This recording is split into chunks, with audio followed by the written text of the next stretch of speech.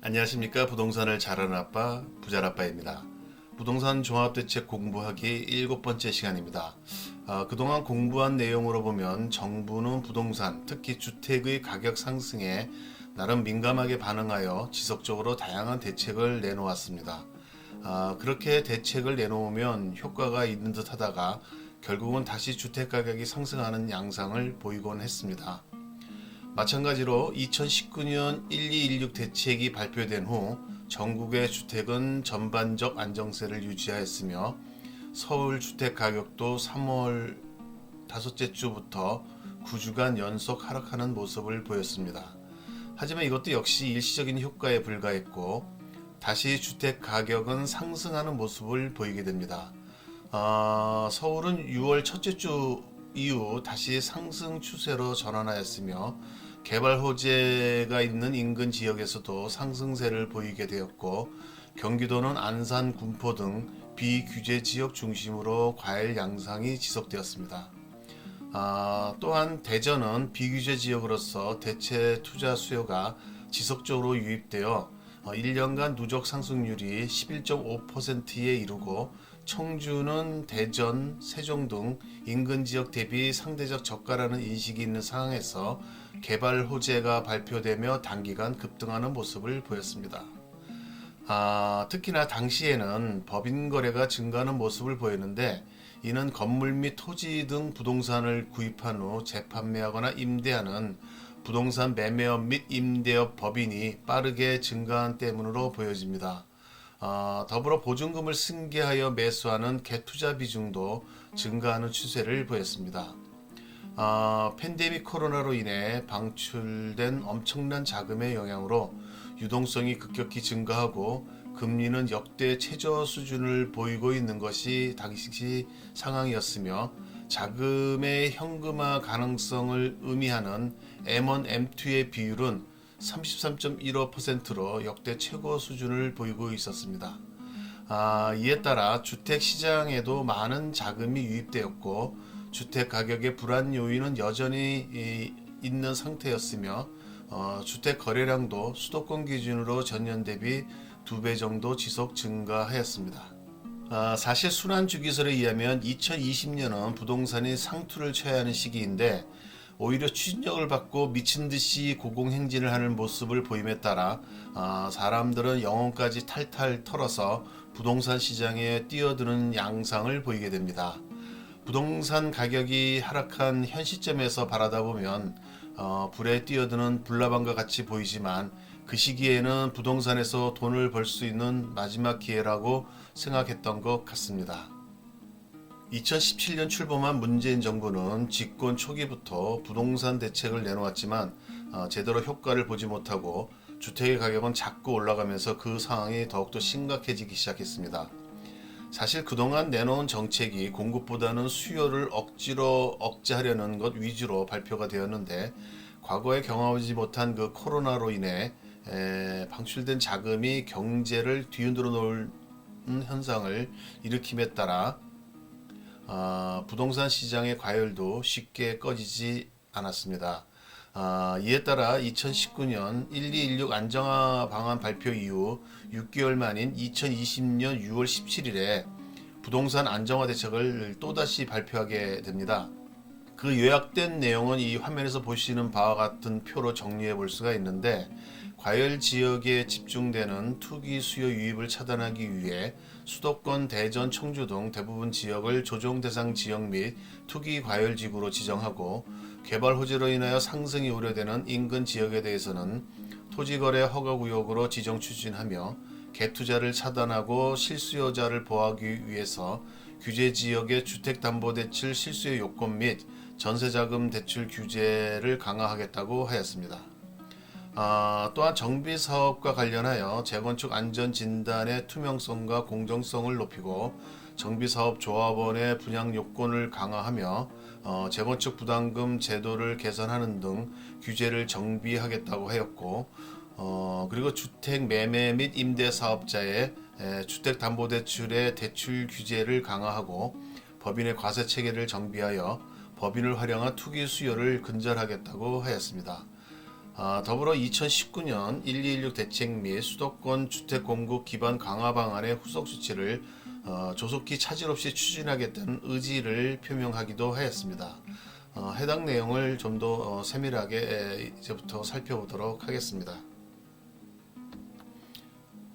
과열 지역의 투기 수요 유입을 차단하기 위한 그러한 첫째 방안은 정부가 전가의 보도로 쓰는 조정 대상 지역과 투기 과열 지구의 지정입니다. 2020년 들어서 주택 가격 급등세를 보이자 정부는 미친 듯이 웬만한 지역은 조정 대상 지역과 투기 과열 지구로 지정을 하기 시작했습니다. 화면에서 보시는 표와 같이 조정 대상 지역은 서울 전 지역과 경기와 인천은 거의 전 지역, 그리고 심지어 세종, 대전, 청주의 일부까지도 조정 지역으로 지정하고, 투기 과열 지구도 서울, 경기, 인천과 대구, 세종, 대전까지 지정을 하게 되었습니다.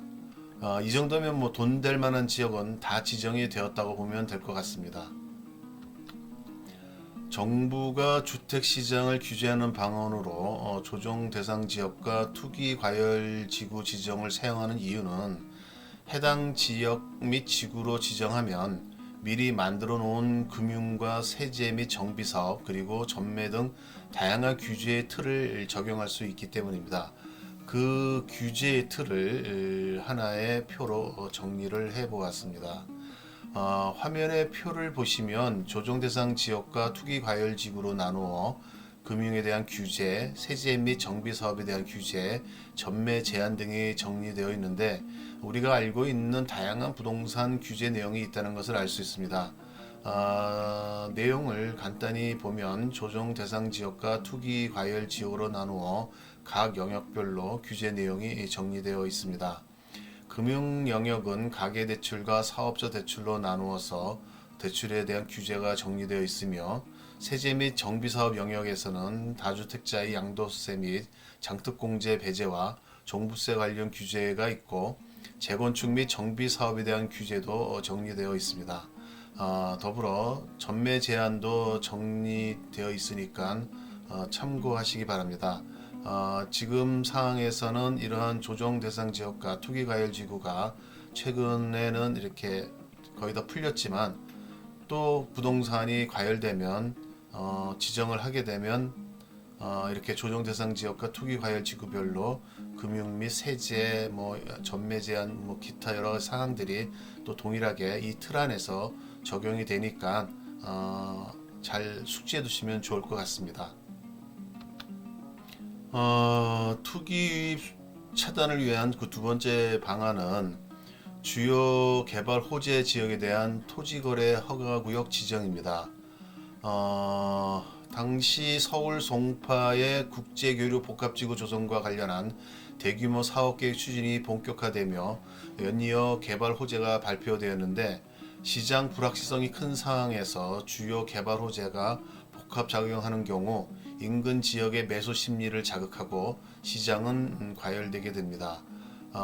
그래서 잠실 MIC 개발 사업, 영동대로 복합개발 사업 부지 및 영향권 일대를 허가구역으로 지정하는 방안을 서울시 도시계획위원회 심의를 통하여 확정하겠다고 발표를 하게 되었습니다. 이렇게 토지거래 허가구역으로 지정이 되면 허가 대상 면적 초과 토지 취득을 위한 계약을 체결하고자 할 경우 관할 구청장 허가가 필요하며, 또한 허가를 받은 경우 일정 기간 허가받은 목적대로 이용할 의무가 발생하게 됩니다.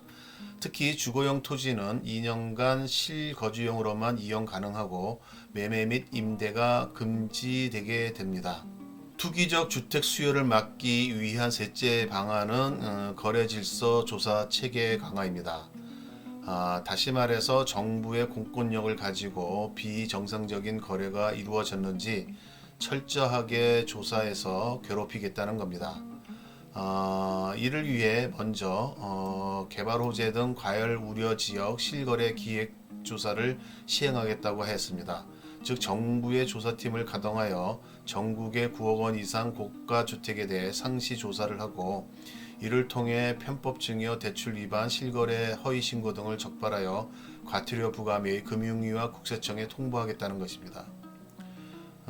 그리고 종전은 자금 조달 계획서 제출 대상이 투기과열지구 조정대상 지역 내 3억 원 이상 주택 거래시로 제한되어 있는데, 투기과열지구 조정대상 지역 내에서의 주택 거래는 거래 가액과 무관하게 무조건 자금 조달 계획서를 제출하도록 하였습니다.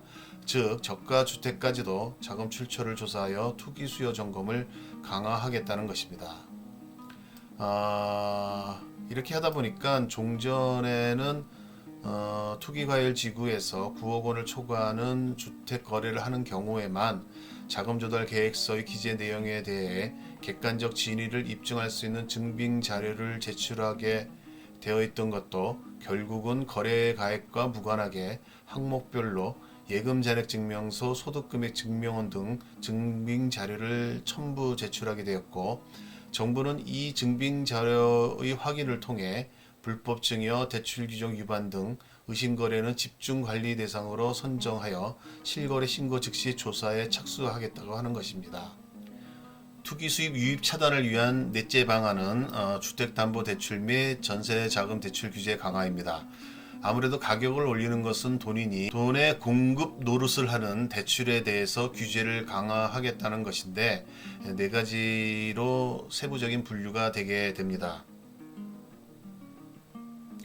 당시 그 무주택자가 투기지역 및 투기과열지구 내에서 시가 9억 원 초과 주택 구입을 위해 주택담보대출을 받는 경우에 1년 내 전입 의무를 부과하고, 조정 대상 지역의 경우는 2년 내 전입 의무를 부과했는데, 이를 변경하여 모든 규제 지역에서 주택 구입을 위해 주택담보대출을 받는 경우 주택 가격과 관계없이 6개월 내에 전입 의무를 부과했습니다. 그리고 1주택자의 경우 당시에는 투기 지역 및 투기 과열지구 내 주택 구입을 위해 주택담보대출을 받는 경우 1년 내 기존주택 처분 및 신규주택 전입 의무 부과, 조정 대상 지역은 2년 내 기존주택 처분 및 신규주택 전입 의무를 부과했었는데, 이를 모든 규제 지역 내 주택 구입을 위해 주택담보대출을 받는 경우 6개월 내 기존주택 처분 및 신규주택 전입 의무로 변경을 하였습니다. 또한 주택 구입을 위해 보금자리론을 받는 경우의 차주에게도 3개월 내 전입 및 1년 이상 실거주 유지 의무를 부과하고, 의무 위반 시 대출금을 회수하도록 하였습니다. 그리고 갭투자 방지를 위해서 전세자금 대출 보증 이용의 제한을 강화하였습니다. 기존에는 시가 9억 원 초과 주택 보유자에 대한 전세 대출 보증을 제한하고, 대출 이후 9억 원 초과 주택 구입 시 대출을 즉시 회수했는데, 이 정도로는 안 되겠다고 생각을 한 건지 이에 대한 부분을 강화한 것입니다. 즉 투기 지역 및 투기 과열 지구 내 시가 3억 원 초과 아파트를 신규 구입하는 경우도 전세 대출 보증 제한 대상에 추가하였고, 대출 후 투기 지역 및 투기 과열 지구 내 3억 원 초과 아파트를 구입하는 경우 전세 대출을 즉시 회수하도록 하였습니다. 뿐만 아니라 당시에는 전세대출 보증 한도가 보증기간별로 차이가 있어 1주택자의 갭투자 용도로 활용이 되었는데, 주택도시보증공사의 1주택자 대상 전세대출 보증 한도를 주택금융공사와 동일하게 2억 원으로 인하를 하였습니다. 다음은 정비사업 규제입니다. 이를 위해 정부에서 내놓은 첫째 방안은 재건축 안전진단의 투명성 및 공정성 강화입니다. 사실 말이 좋아서 투명성과 공정성 강화이고, 실제로는 정비사업에 대한 규제를 더욱 강화하겠다는 것입니다. 당시에는 관할 시군구가 1차 안전진단 기관을 선정했는데, 이를 강화하여 시군구에서 시도로 변경하고, 2차 안전진단 의뢰도 시군구에서 시도가 담당하게 변경하였습니다. 당시 안전진단 보고서 허위 작성에 대한 처벌은 징역 2년 이하로 되어 있으나, 보고서 부실 작성에 대한 처벌 규정이 없어 사후 관리가 곤란했는데, 이를 변경하여 안전진단 보고서 부실 작성 시 과태료 2천만 원을 신설하고, 허위 부실 작성 적발 시 안전진단 입찰 제한 1년을 두었습니다. 그리고 당시 1차 진단 결과에 대한 적정성 검토 시 현장 조사가 필요하나 서류 심사 위주의 소극적 검토에 불과했는데, 이를 변경하여 철근 부식도, 외벽 마감 상태 등 정성적 지표에 대한 검증을 위해 2차 안전진단 기관의 현장 조사를 의무화하였습니다. 만약 현장 조사가 지연되는 사업장은 안전진단을 미완료로 처리를 하였습니다. 그리고 공공기관이 검토한 2차 안전진단의 최종 점수안이 공개된 상태로 심의가 되어 위원들의 판정 부담과 책임성 있는 자문의 한계가 있었는데, 이를 변경하여 자문위원회에서 구조 안정성, 건축과 설비 노도 등 평가 분야별로 개별 분리 심의하고 자문위원에게 총점은 비공개하도록 하였습니다. 정비사업 규제를 위한 둘째 방안은 거주 요건을 갖춘 경우에 조합원 분양 신청 허용입니다.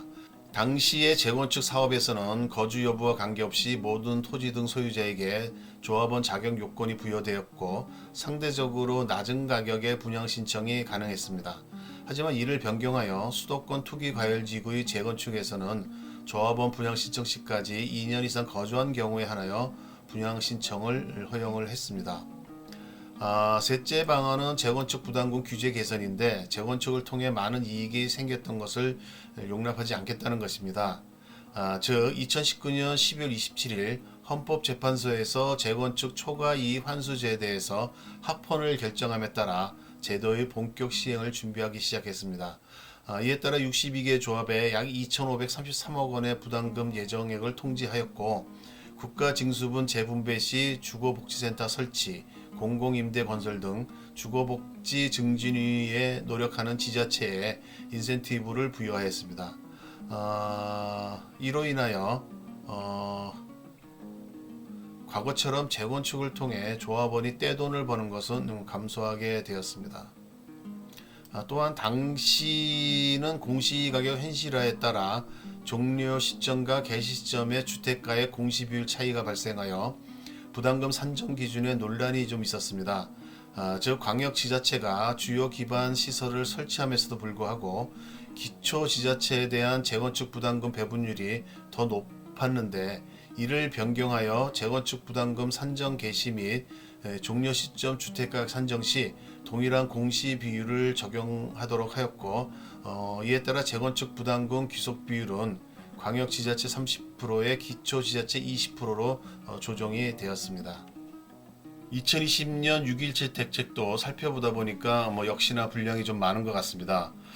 그래서 이것 또한 한 번에 다 보기에는 역시 무리인 듯 합니다. 그래서 오늘은 6.17 대책의 4가지 방안 중 2가지만 살펴보도록 하고, 나머지 2개의 방안은 아무래도 다음 시간에 좀 살펴봐야 할 것 같습니다. 공부하다 보면 이렇게 양이 너무 많아서 좀 힘들긴 하지만, 그래도 아는 것이 힘이고 아는 것이 돈이기 때문에 공부를 멈출 수는 없을 것 같습니다.